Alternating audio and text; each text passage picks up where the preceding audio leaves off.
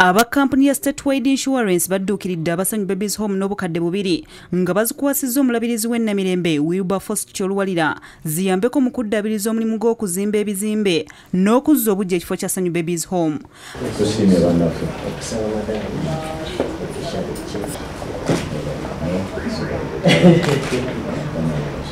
Bano baguze tiketi 2 nga buli mbagiguze emitwalo 10 nga zikuwasiddwa omulabirizi Luwalira mu ofiisi y'ennamirembe nga Babula Mutagobya akulira Sanyu Babies home yasoose okubayitiramu engeri gye bafunamu abaana bano n'okusomozebwa kwe basanga.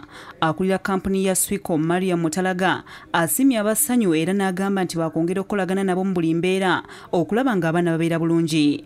Tetujja kukoma contribution ya misinde yokka naye tujja kutambulira munammwe mu maaso nga bwe twongera okuzimba ekizimbe.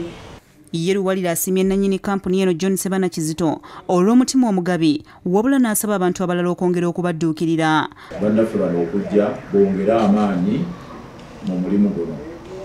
Abaana bano be tulabirira mu kifo ekyo baana baggwanga lino. Toyinza kumanyira ddala nti oba oli awo nange oba nandyesanze ndi mu mbeera eyo.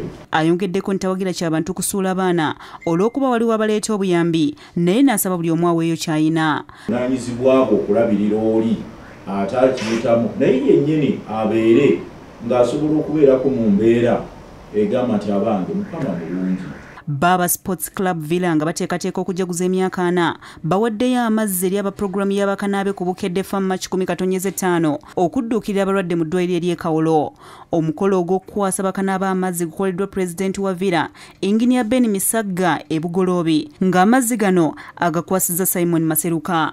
Tukwataganiraddemu ne Bukedde katuweza emyaka 4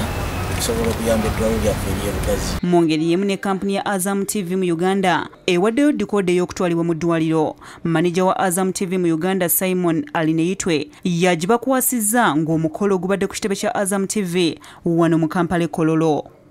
Mpeereza yaffe eya corporate social responsibility tuddeyo ne tuweereza Kawolo hospital full kit ya Azam.